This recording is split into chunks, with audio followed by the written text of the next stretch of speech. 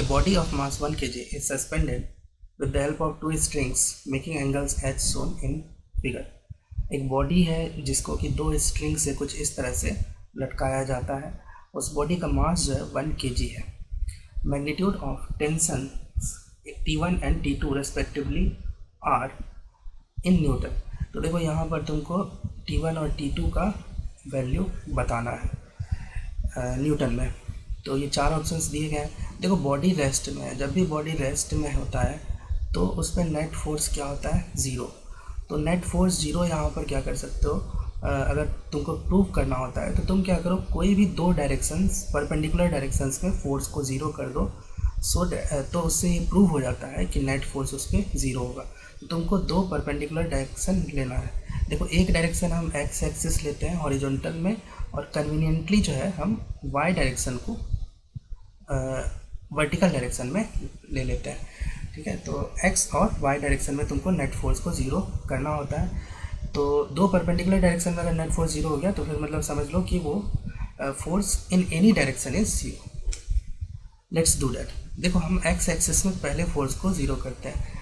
X component जो होगा T1 का वो होगा T1 cos 60 डिग्री, और T2 का जो एक्स कंपोनेंट होगा T2 cos 30 डिग्री. तो T1 cos 60 जो होता है वो होता है 1/2 इक्वल्स टू T2, और cos 30 होता है √3/2. तो यहाँ से मिल गया तुमको T1 इक्वल्स टू √3 T2. तो फर्स्ट रिलेशन इसको मान लो. दूसरा रिलेशन हम y एक्सिस के अलॉन्ग कंपोनेंट्स को ज़ीरो करेंगे. तो y एक्सिस के अलॉन्ग जो होगा मैं लिख रहा हूँ T1 sin 60 degree plus T2. देखो T1 का जो कंपोनेंट होगा वर्टिकल कुछ इस तरह से होगा, उसी तरह से, और ये कितना होगा T1 sin 60 डिग्री. उसी तरह से T2 का भी vertical component same upward direction में होगा, वो होगा T2 sin 30 डिग्री. इन दोनों का है ना, vertical upward force should be equal to vertical downward force in magnitude, है ना. तो डाउनवर्ड फोर्स कितना है mg, और mg को चाहो तो तुम यहाँ पर 1 × 10 कर सकते हो, मतलब 10 कर सकते हो.